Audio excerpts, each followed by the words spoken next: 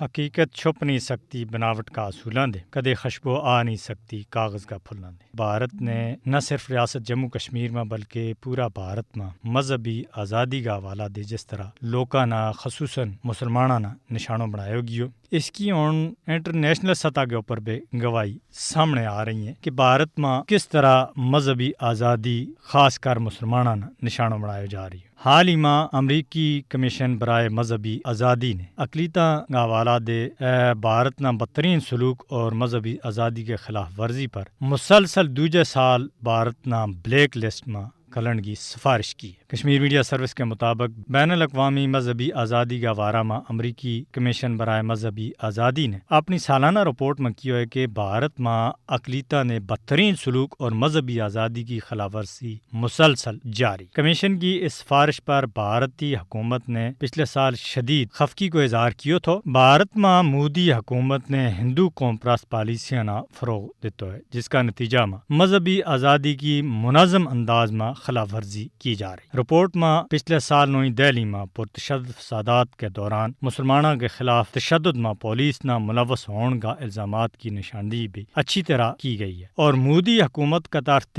متنازع قانون شہریت پر مسلسل تشویش کو اظہار کیا۔ ناقدین کو کہنا تھا کہ یہ متنازع قانون مسلمانوں نہ غیر ہندوستانی قرار دے۔ رپورٹ میں کیا گیا ہے کہ بھارتی حکومت مخالف آوازاں نہ دبا رہی ہے اور بھارت کی سب سے بڑی ریاست اتر پردیش سمیت ملک بھر میں بین المذاہب شادیوں پر پابندی پر بھی تشویش کو اظہار کیا گیا۔ کمیشن نے سفارش کی ہے کہ امریکی محکمہ خارجہ بھارت نہ خاص تحفظات کا حامل ملک کا طور پر نامزد کرے اور اس بلیک لسٹ میں شامل کرے، جس میں اور بھی کافی سارا ملکانہ شامل کیا گیا۔ تو یہ یعنی کہ امریکی کمیشن برائے مذہبی آزادی کی رپورٹ ہے، انہوں نے تسلیم کیا ہے کہ بھارت کس طرح بھارت میں اور بھارتی حکومت مقبوضہ کشمیر میں ظلم و تشدد کر رہی ہے۔ پورا بھارت خاص کر مقبوضہ کشمیر میں مذہبی آزادی کے اوپر قدغن لوکاں نہ کورونا کا بہانہ میں مساجد اور نماز باجماعت پڑھن تے روکنو بھارت کی مسلم دشمنی کو واضح اور منہ بول تو ثبوت ہے۔ بھارت ایک طرف مسلمانوں نہ کورونا بم دے تشبیح دے رہی ہے تو دوجے طرف